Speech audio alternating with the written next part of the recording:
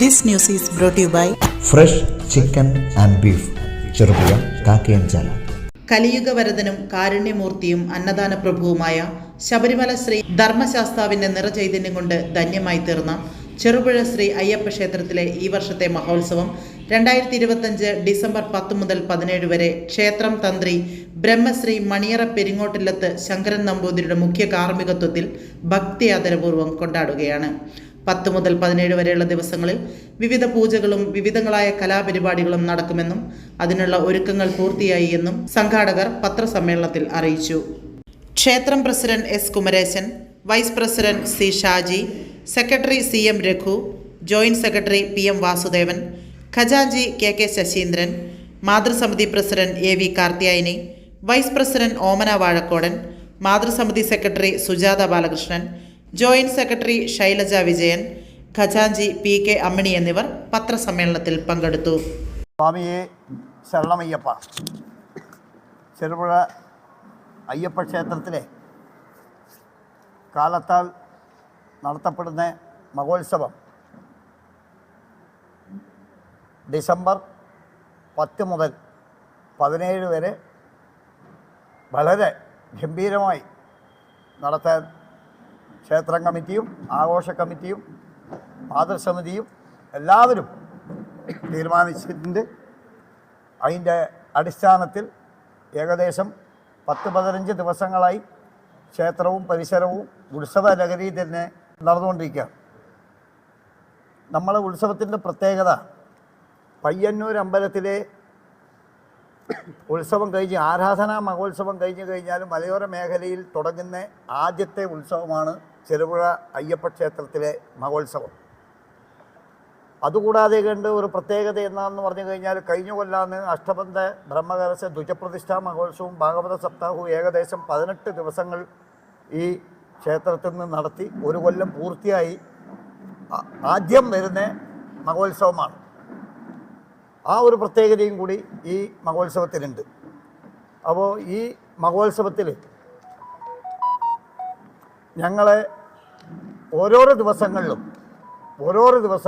ഓരോരോ ചടങ്ങുകൾ, ക്ഷേത്ര ചടങ്ങുകൾ, അതോടൊപ്പം തന്നെ ഏരിയകളുടെ കാഴ്ച, അതോടൊപ്പം തന്നെ പരിപാടികൾ, ഗാനമേള, നാടൻപാട്ട്, മറ്റേ മെഗാ തിരുവാതിര, അങ്ങനെ ഓരോരോ ദിവസം വ്യത്യസ്തമായ പരിപാടികൾ കൊണ്ടും നല്ല രീതിയിൽ ഉത്സവം നടത്താൻ വേണ്ടി ഉത്സവാഘോഷ കമ്മിറ്റി തീരുമാനിച്ചു.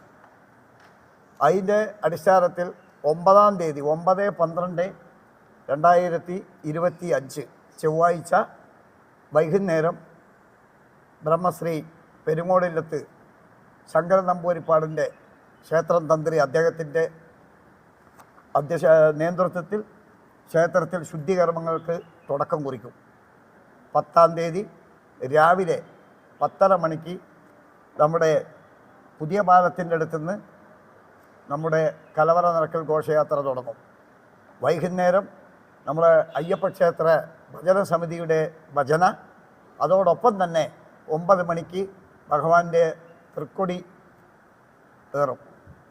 അത് കഴിഞ്ഞു കഴിഞ്ഞാൽ നമ്മുടെ പെരുങ്കുടൽ കാഴ്ച, തിരുമുൻ കാഴ്ച, അതോടൊപ്പം തന്നെ ഒരു ട്രാക്ക് ഗാനമേള. അതിനുശേഷം 11-ാം തീയതി രാവിലെ പൂജകൾക്കൊപ്പം രാവിലെ പാലഭിഷേകം, കലശാഭിഷേകം, അതോടൊപ്പം തന്നെ അന്നദാനവും, വൈകുന്നേരത്തെ പരിപാടികളും, പിന്നെ തടമ്പ് നൃത്തം. അത് കഴിഞ്ഞപാട് നമ്മുടെ മാതൃസമിതി അവതരിപ്പിക്കുന്ന മെഗാ തിരുവാതിരയും, കുഞ്ഞിമംഗലം മറ്റേ ശിവരഞ്ജനി ഭക്തി ഗാനസുധ, അതും നമ്മളെ ക്ഷേത്ര ഗ്രൗണ്ടിൽ നടക്കും. അതേപോലെ അന്ന് രാവിലെ 11-ാം തീയതി രാവിലെ ഒരു കുടുംബത്തിൻ്റെ വക 108 തേങ്ങയുടെ മഹാഗണപതി ഹോമം രാവിലെ 9 മണിക്ക് ക്ഷേത്ര സന്നിധിയിൽ നടക്കും. കഴിഞ്ഞ കൊല്ലം ഉണ്ടായിരുന്നു അവർ തന്നെ, വീണ്ടും ഇക്കൊല്ലവും അവർ തന്നെ നടയിൽ വെച്ച് ആ ഒരു മഹാഗണപതി ഹോമം എല്ലാ വിഘ്നങ്ങളും തീർക്കാൻ വേണ്ടി, നമ്മൾക്ക് സർവ്വ ഐശ്വര്യവും തരാൻ വേണ്ടിയിട്ടുള്ള വലിയൊരു മഹാഗണപതി ഹോമം ആ ഒരു സമയത്തിവിടെ നടക്കും. അത് കഴിഞ്ഞു കഴിഞ്ഞാൽ 12-ാം തീയതി പതിവ് പൂജകളും അതോടൊപ്പം തന്നെ വൈകുന്നേരത്തെ കാര്യങ്ങളും. അന്ന് വൈകുന്നേരം എളേരി ഏരിയയിൽപ്പെട്ട അരിയിരുത്തി മുനയംകുന്ന് ഏരിയയുടെ കാഴ്ച അരിയിരുത്തിയിൽ നിന്നും പുറപ്പെടും. അതിനോടൊപ്പം വൈകുന്നേരം ഗാനമേള, അന്ന് മറ്റേ നാടൻപാട്ട് അന്നുണ്ടാവും. പിറ്റേ ദിവസം 13-ന് വിശേഷാൽ പൂജകൾ. അതേപോലെ വൈകുന്നേരം നമ്മളെ ഈ പൂജാധികാരികൾക്കപ്പുറം തടവ് നൃത്തം. അതിന് ശേഷം പുളിങ്ങിയ ഏരിയയുടെ കാഴ്ച കോലുവളിയിൽ നിന്ന് പുറപ്പെട്ട് ക്ഷേത്ര സന്നിധിയിലെത്തും. അതോടൊപ്പം നടത്തുന്ന ഗാനമേളയുണ്ടാവും. 14-ന് രാവിലത്തെ വിശേഷാൽ പൂജകളും. അന്ന് പ്രത്യേകിച്ച് 13-ന് ഒരു പ്രത്യേകത എന്താണെന്ന് പറഞ്ഞു കഴിഞ്ഞാൽ നമ്മുടെ ഉത്സവ ബലി. പൊതുവേ തെക്കൻ ദിക്കുകളിൽ ഏറ്റവും പ്രധാനമാണ് ഈ 4-ാം ദിവസം നടക്കുന്ന ഉത്സവ ബലി. ഏകദേശം രാവിലെ 8 മണിക്ക് തുടങ്ങിക്കഴിഞ്ഞാൽ ഒരു 12:30-1 മണി വരെ ഉണ്ടാവും. അത് ഇങ്ങോട്ട് മലബാർ ദിക്കുകളിൽ അത്ര വലിയ ഫേമസ് അല്ലെങ്കിലും തെക്കൻ ദിക്കുകളിൽ ഇത് വളരെയധികം ഇതിന് പ്രാധാന്യം കൂടുതലാണ്. ആ ഉത്സവ ബലിയാണ് 13-ാം തീയതി ഇവിടെ നടക്കുന്നത്, ശനിയാഴ്ച. അത് കഴിഞ്ഞ് കഴിഞ്ഞാൽ 14-ാം തീയതി എളേരി ഏരിയയുടെ വൈകുന്നേരം അന്നത്തെ പതിവ് പൂജകൾക്ക് ശേഷം എളേരി ഏരിയയുടെ ഭാഗമായ അരിമ്പ ആയന്നൂർ തവളക്കുണ്ട് ഏരിയ കാഴ്ച. അന്ന് അതോടൊപ്പം ഗാനമേള 15-ന് രാവിലെ വിശേഷാൽ പൂജകൾ. അതോടൊപ്പം നെയ്യഭിഷേകം കഴിഞ്ഞ് അന്ന് വൈകുന്നേരം ദേവന് കൊല്ലത്തിൽ 2 ദേവന മാത്രമേ നെയ്യഭിഷേകം നടത്താറുള്ളൂ. ഒന്ന് ഉത്തര നക്ഷത്രത്തിൽ, മിഥുനമാസത്തിലെ ഉത്തര നക്ഷത്രത്തിൽ ഭഗവാന്റെ തിരുനാളിനും ഈ ഉത്സവത്തിൻ്റെ 5-ാം ദിവസമായ നമ്മളെ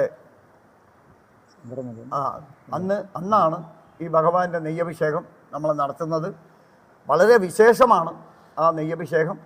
അന്ന് വൈകുന്നേരം നരമ്പേരിയുടെ കാഴ്ച കുണ്ടന്തളത്തിൽ നിന്ന് പുറപ്പെടും. രാത്രി ഗാനമേള. 16-ാം തീയതി ആനപ്പുറത്ത് ശീവേലി. രാവിലെ ശ്രീഭൂതബലി നടക്കുന്നത് ആനപ്പുറത്താണ്. വളരെ വിശേഷമാണ്. 16-ാം തീയതി ദേവൻ്റെ മഹോത്സവമാണ്. അത് കഴിഞ്ഞിട്ട് കളഭാഭിഷേകം. അത് കൊല്ലത്തിൽ ഒരിക്കലേ നടത്താറുള്ളൂ. ആ വലിയ ചിലവ് വരുന്നതാണ്. പയ്യന്നൂർ അമ്പലത്തിലെല്ലാം ഇപ്പോൾ കളഭാഭിഷേകത്തിന് 1.5 ലക്ഷം റുപ്യ 2 ലക്ഷം റുപ്യാണ് ചിലവ് വരുന്നത്. അത്രയും വലിയ ഒരു പരിപാടിയാണ് ഈ കളഭാഭിഷേകം. അത് 16-ാം തീയതിയാണ്. ഈ 5 ദിവസങ്ങളിലും വിശേഷമായി നടക്കുന്ന ഈ അഭിഷേകങ്ങൾക്ക് പുറമെ ഭഗവാനെ ശാന്തതയിൽ തണുപ്പിക്കുന്ന ഒരു കുളിർമയ്ക്ക് വേണ്ടി ചെയ്യുന്നതാണ് ഈ കളഭാഭിഷേകം. അത് 16-ാം തീയതി മഹോത്സവമാണ്. അത് കഴിഞ്ഞ് വൈകുന്നേരം 6 മണിക്ക് നമ്മുടെ ക്ഷേത്രത്തിൽ നിന്നും ദീപാരാധനയ്ക്ക് ശേഷം 6:30 മണിയോടും കൂടി ഭഗവാൻ നെറ്റിപ്പട്ടം കെട്ടിയ ഗജവീരൻ്റെ പുറത്ത് ചെറുപുഴ നഗരപ്രദക്ഷിണം. അന്ന് ആ സമയത്ത് തന്നെ നമ്മളെ ക്ഷേത്ര സന്നിധിയിൽ വെച്ചുകൊണ്ട് ഗോക്കടവ് ചന്ദ്രശേഖരൻ നായരുടെ പ്രഭാഷണം. തിരിച്ച് എഴുന്നള്ളിച്ച് പിന്നെ ദേവനെ പള്ളിക്കുറുപ്പും പള്ളിവേട്ടയും കഴിഞ്ഞ് പള്ളി ഉറക്കത്തിന് വേണ്ടിയിട്ട് ദേവനെ നമ്മൾ ക്ഷേത്രത്തിൻ്റെ അകത്തേക്ക് എഴുന്നള്ളിക്കും. ഏറ്റവും ലാസ്റ്റ് 17-ാം തീയതി നമ്മളെ ഭഗവാന്റെ ആറാട്ട്. രാവിലെ 8 മണിക്ക് തന്നെ ഇവിടുന്ന് നമ്മൾ ആറാട്ടുകടവിലേക്ക് പോവും. തിരിച്ച് എത്തിക്കഴിഞ്ഞ് ഭഗവാന്റെ നടയിൽ വെച്ചുകൊണ്ട് നമുക്ക് വലിയ കാണിക്കാം. അത് കഴിഞ്ഞ് ആറാട്ട് സദ്യ. അത് കഴിഞ്ഞാൽ വരുന്ന കൊല്ലത്തെ ഉത്സവം തുടക്കം കുറിച്ചുകൊണ്ടില്ലേ ശ്രീഭൂത ബലിയും 25 കലശം.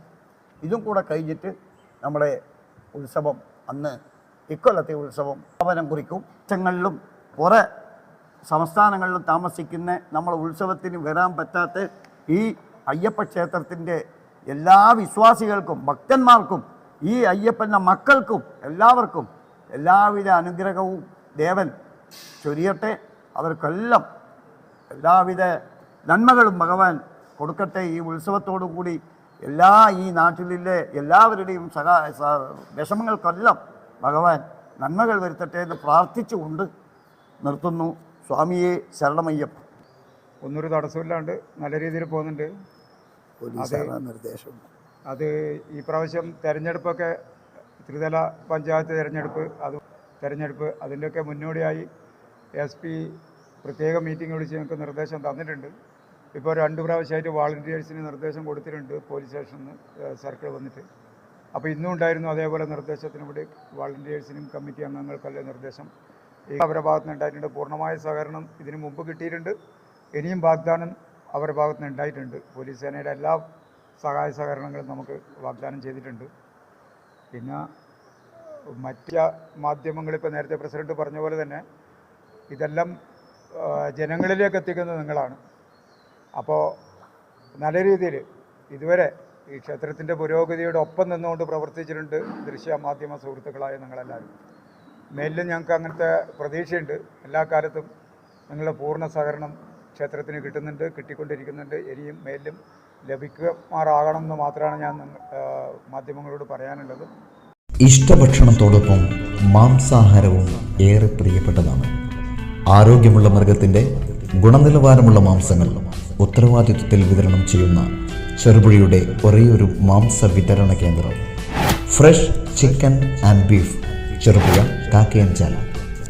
പോത്ത്, ആട്, കോഴി തുടങ്ങി നല്ല ഇനം ഇറച്ചികൾ വിശ്വസ്തയോടുകൂടി വാങ്ങുന്നതിനും ഉപയോഗിക്കുന്നതിനും ചെറുപുഴയിലെ വിശ്വസ്ത സ്ഥാപനം fresh beef and chicken Cherupuzha കാക്കയഞ്ചാല.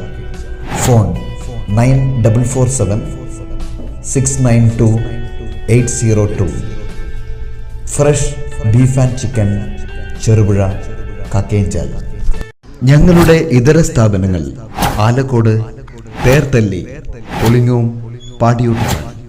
Fresh beef and chicken Cherupuzha Kakkayanchal.